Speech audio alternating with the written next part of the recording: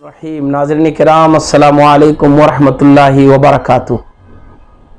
मुहर्रमुल हराम का महीना ये हिजरी साल का पहला महीना है। हिजरी साल, ईसवी साल या और भी दीगर दुनिया में मुख्तलिफ कौमों ने तारीख और साल मुतय्यन करने के लिए अपने अपने अलग अलग कुछ यादगार चीज़ों से तारीखें बना रखी हैं। महीने तो बड़े मुतय्यन हैं। अल्लाह तबारक तआला ने जिन महीनों को नबी करीम सल्लल्लाहु अलैहि वसल्लम की ज़ुबानी पेश किया और आलम अरब जिसे इस्तेमाल करते थे वो तो यही है, मुहर्रम, सफ़र, रबीउल अव्वल, रबीउल आखिर। लेकिन दुनिया में अल्लाह ताला ने इंसानों को जो तौफीक दी और इंसानों ने उस अल्लाह की दी हुई सलाहियत का इस्तेमाल किया और इंसान की जो बहुत बड़ी ज़रूरत थी कि वक्त का हिसाब रख सके, अपनी ज़िंदगी का हिसाब रख सके, अपने कामों का हिसाब रख सके, प्लानिंग कर सके, पीछे और आगे के बारे में कुछ सोच सके, उसके लिए तारीख एक बड़ी ज़रूरत थी। और उस ज़रूरत को इंसानों ने अलग अलग पूरा किया। ईसा अलैहिस्सलाम की पैदाइश को लेकर के ईसा मसीह की ईसवी तारीख शुरू हुई और कब्ल ईसा मसीह को कह करके उससे पहले की तारीख मुरत्तब की गई। नबी करीम सल्लल्लाहु अलैहि वसल्लम की पैदाइश को लेकर के हिजरी साल नहीं मुतय्यन किया गया, बल्कि नबी करीम सल्लल्लाहु अलैहि वसल्लम के हिजरत को लेकर के हिजरी साल मुतय्यन किया गया। हिजरत का मतलब कि नबी करीम सल्लल्लाहु अलैहि वसल्लम मक्का छोड़कर मदीने तशरीफ ले गए। मक्के को छोड़ना ये नबी करीम सल्लल्लाहु अलैहि वसल्लम के नबूवत के 13 साल बाद हुआ और नबी करीम सल्लल्लाहु अलैहि वसल्लम को नबूवत 40 साल में मिली। तो गोया कि नबी करीम सल्लल्लाहु अलैहि वसल्लम जब 53 साल के हो गए, उस मौके पर आपकी जिंदगी में जो एक टर्निंग पॉइंट आया वो पॉइंट था हिजरत का, मक्के को छोड़ने का, मक्के मुकर्रमा को बादिले नाखास्ता बड़ी तकलीफ के साथ छोड़ने का। मक्के वालों ने बड़ी तकलीफ पहुंचाई, नबी करीम सल्लल्लाहु अलैहि वसल्लम को तकलीफें बर्दाश्त थी। आप अपना काम करते जा रहे थे, लेकिन अल्लाह सुब्हानहू व तआला को मंजूर ये था कि अब इस काम को मदीने मुनव्वरा मुंतकिल कर दिया जाए। आपको इजाजत मिली, ऐसा माहौल तैयार हुआ कि मदीने वाले आपके इस्तकबाल के लिए तैयार हो गए और नबी करीम सल्लल्लाहु अलैहि वसल्लम मक्के छोड़कर मदीने का आपने सफर किया और यह सफर बड़ा तारीखी सफर था। क्यों? मदीने मुनव्वरा के लोग एक अच्छी तादाद में पहले इस्लाम लाए और वो लोग इस्लाम लाए जिनके इस्लाम लाने के बाद वहां एक चैन बन गई इस्लाम लाने वालों की, जिनके इस्लाम लाने के बाद इस्लाम को समझने वालों की एक चैन बन गई। एक बड़ी तादाद, सही मानों में अगर कहा जाए पूरा का पूरा मदीना जो असलन 2 आबादियों पर मुश्तमिल था, औस और खजरज, वो पूरे के पूरे ईमान ले आए। हाँ, वहां भी ऐसे लोग थे जो ईमान नहीं लाए, लेकिन वो नबी करीम सल्लल्लाहु अलैहि वसल्लम के मदनी मुआशरे का एक जुज बन गए और एक मुअज़्ज़ज़ शहरी के बतौर उन्होंने नबी करीम सल्लल्लाहु अलैहि वसल्लम से मुआहिदा किया। और हिजरत के बाद नबी करीम सल्लल्लाहु अलैहि वसल्लम ने जो अमली नमूना छोड़ा वो ये कि इन मुसलमान और गैर मुस्लिम एक समाज और एक सोसाइटी में, एक मुआशरे में कैसे जिंदगी गुजार सकते हैं, दोनों आपस में कैसे एक दूसरे की हिफाजत कर सकते हैं, दोनों आपस में कैसे कारोबार कर सकते हैं, दोनों आपस में एक दूसरे के कैसे काम आ सकते हैं और दोनों का रिश्ता कैसा हो सकता है, जिसे मीसाक़े मदीना कहा जाता है। मदीना पैक्ट जो नबी करीम सल्लल्लाहु अलैहि वसल्लम ने हिजरत के पस मंजर में मदीने मुनव्वरा पहुंचकर किया। ये वो चीज थी जो हिजरत की मैंने वजाहत की कि हिजरत की तारीख इस्लाम की तारीख में बड़ा अहम पॉइंट था कि नबी करीम सल्लल्लाहु अलैहि वसल्लम जो मदीने मुनव्वरा में पहुंचे और आपने वहां मौजूद यहूदी कबाइल को बुलाकर उनके साथ एक सिविल सोसाइटी कैसे होती है, एक सोसाइटी में अलग मज़ाहिब के मानने वाले कैसे रहे, अलग अलग नजरियात के लोग, अलग अलग दीन के लोग, हत्ता कि एक दूसरे से मुतहारिब दीन के, लड़ने वाले दीन के लोग भी आपस में पुरअमन रह सकते हैं। लेकिन शर्त है कि उनके दरमियान मुआहिदा हो, उनकी शर्तें वाज़ेह हों और उस पर अमल करने का जज्बा हो। नबी करीम सल्लल्लाहु अलैहि वसल्लम की जिंदगी का यह पहलू बड़ा कीमती है और हिजरी साल और मुहर्रम का महीना आते ही हमें इसे याद करना चाहिए कि नबी करीम सल्लल्लाहु अलैहि वसल्लम ने हिजरी साल जिसे बाद में लिखा गया, जिसे सहाबे किराम ने मुतय्यन किया, हजरत उमर फारूक रज़ियल्लाहु ताला अन्हु के दौर में सहाबे किराम इस बात पर मुत्तफिक हुए कि इस्लामी कैलेंडर यानी हिजरी कैलेंडर, अरबी कैलेंडर जिससे मुसलमान अपने कारोबार को, अपनी तारीख को मुरतब करेंगे, गरचे वो ईसाई कैलेंडर के, ईसवी कैलेंडर के मुखालिफ नहीं है, उससे भी अपने कामों को कर सकते हैं। उसका ताल्लुक सूरज से है और हिजरी कैलेंडर का ताल्लुक चांद के निकलने और डूबने से है। ये एक फर्क है, और चांद और सूरज दोनों अल्लाह की निशानियां हैं।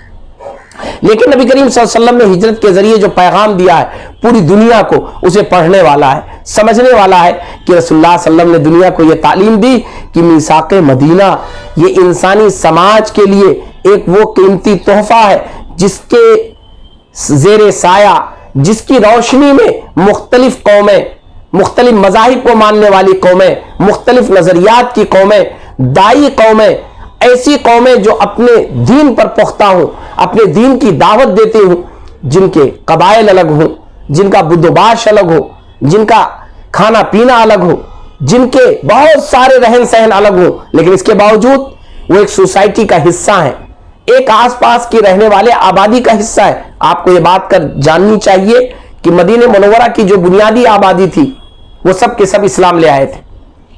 मदीने मुनव्वरा से जरा हटकर जो दो बड़ी आबादियां मौजूद थी यहूद की, वो इस्लाम नहीं लाए थे।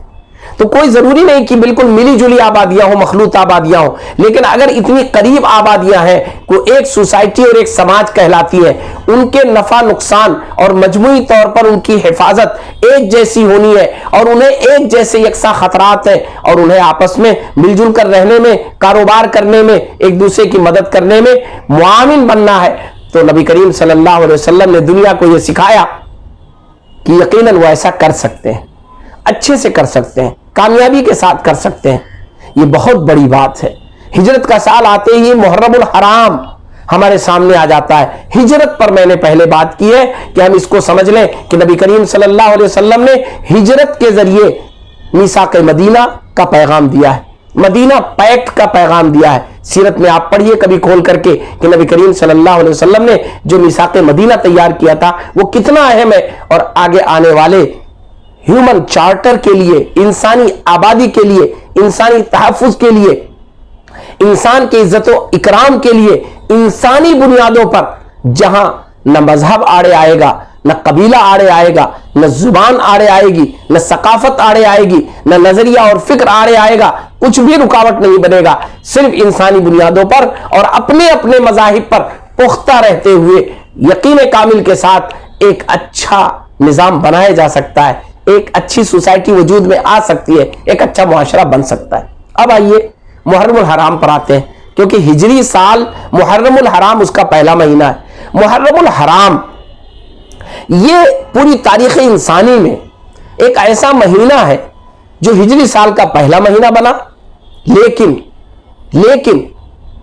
इस महीने की जो नुमाया तारीखें हैं वो बड़ी ही खून आलूद है। पहली मुहर्रम की तारीख अगर देखा जाए और तारीख में पढ़ा जाए तो पहली मुहर्रम की तारीख वो तारीख है जिसमें हजरत उमर फारूक रज़ियल्लाहु ताला अन्हु जैसे सहाबी की शहादत हुई है, खंजर मारा गया है उनको। कितना बड़ा वाकया, एक ऐसा हादसा जिसने आलम इस्लाम को मुतज़लज़ल कर दिया, हिला के रख दिया, जिसने खिलाफत फारूकी के अंदर एक शगाफ पैदा कर दी, मुसलमानों की इज्तिमाइयत का शीराज़ा जिसने बिखेरा, और जिसके दूर रस असरात मुरतब हुए।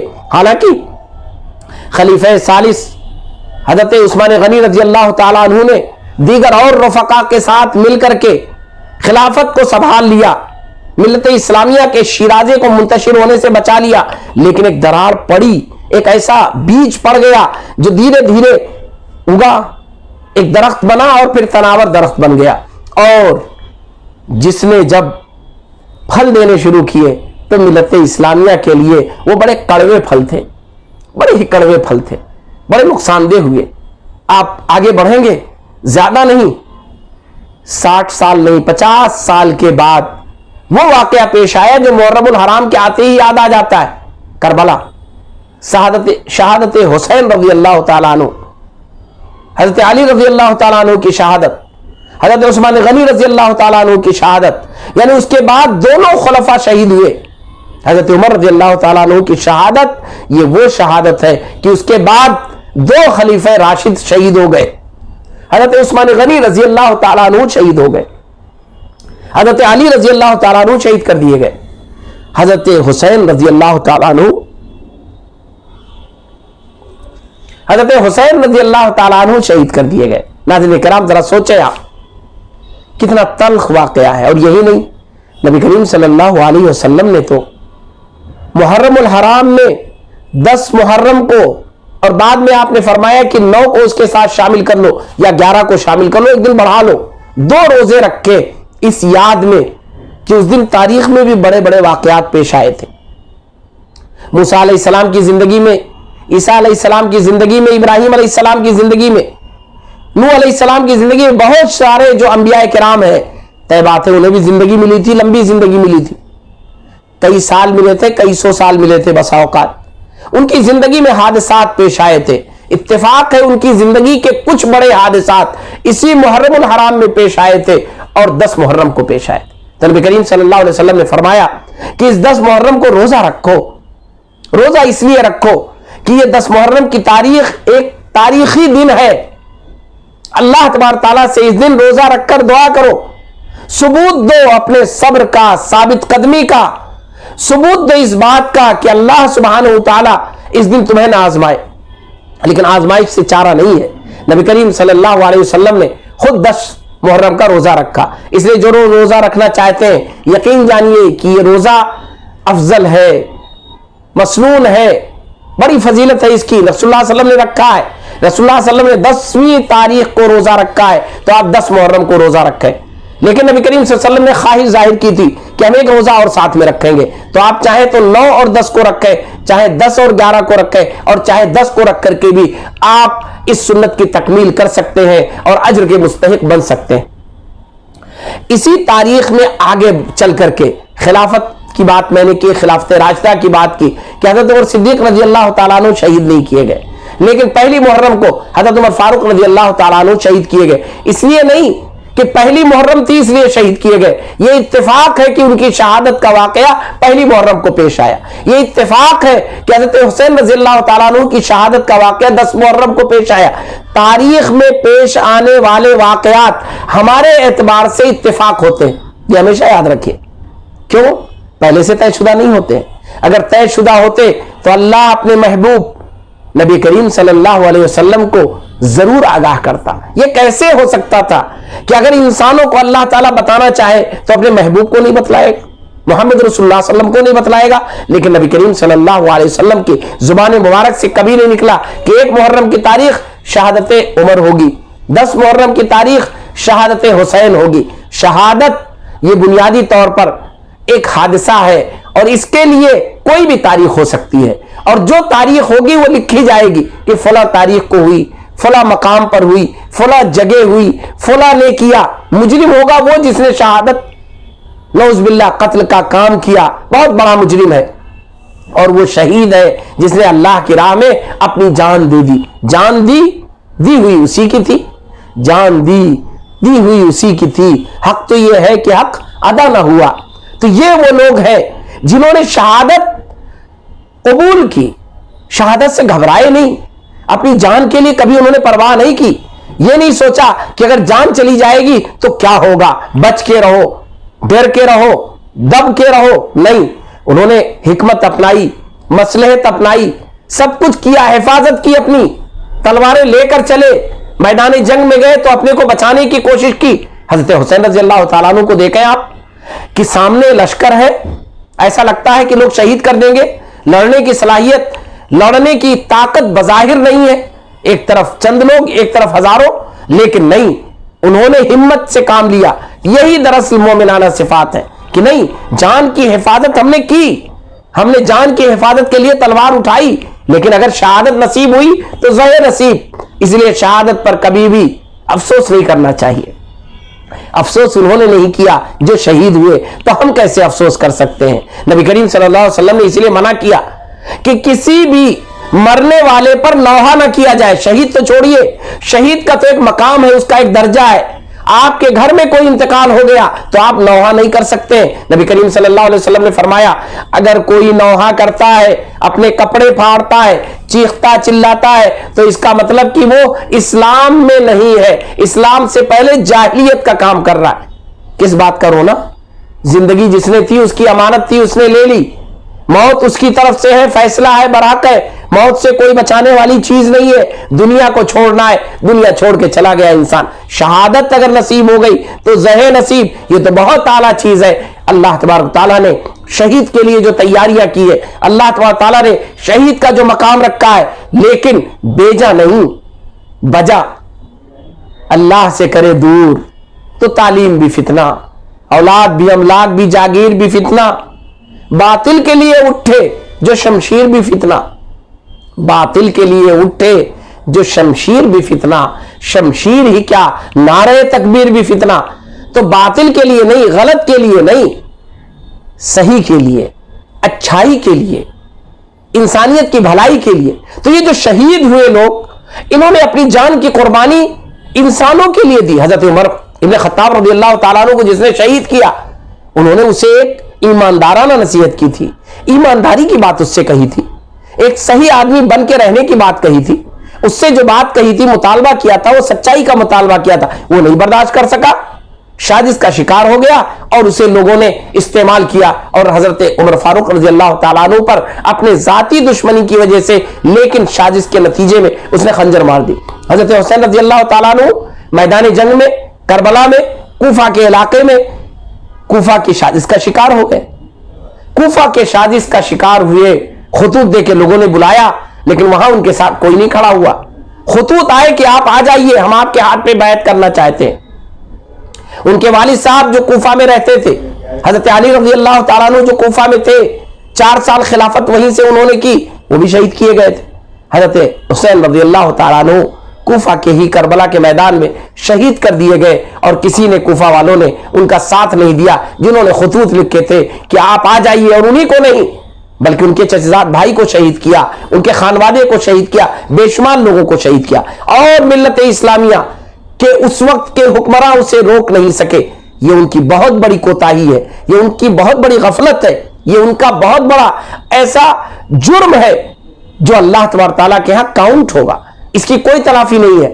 ملت اسلامیہ کی حفاظت اگر ملت اسلامیہ کا خلیفہ نہ کر سکے, اس کا حکمراں نہ کر سکے, تو اللہ کے ہاں وہ جواب دہ ہے.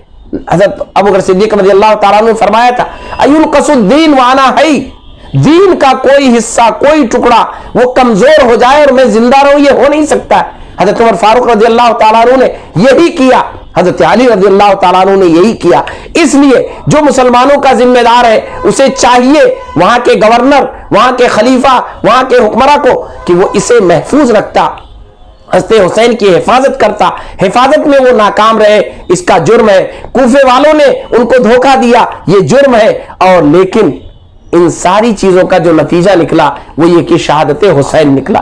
بہرحال محرم الحرام کا مہینہ یہ ہمارے اور آپ کے لیے ہجری سال کا پہلا مہینہ ہے. ہمارے اور آپ کے لیے ایسا مہینہ ہے جس میں نبی کریم صلی اللہ علیہ وسلم نے خصوصی طور پر 10 محرم کو روزے رکھے ہیں, لیکن ہمارے لیے 9 اور 10 یا 10 اور 11 کی سنت بتلائی ہے. ہم چاہیں تو یہ تینوں میں سے کوئی بھی روزہ رکھ سکتے ہیں. اللہ تبارک تعالیٰ سے دعا کریں کہ اللہ تبارک تعالیٰ ہمیں محرم الحرام کے روزوں کی توفیق دے, اور جو روزے رکھیں اسے قبول فرمائے, اور امت مسلمہ کو ایسی کسی آزمائش سے بچا لے. شہید ہوا وہ تو کامیاب ہو گیا, لیکن شہادت آزمائش کے نتیجے میں ہوتی ہے, شہادت افراتفری کے نتیجے میں ہوتی ہے, اور وہ بہرحال ملت کا نقصان ہے.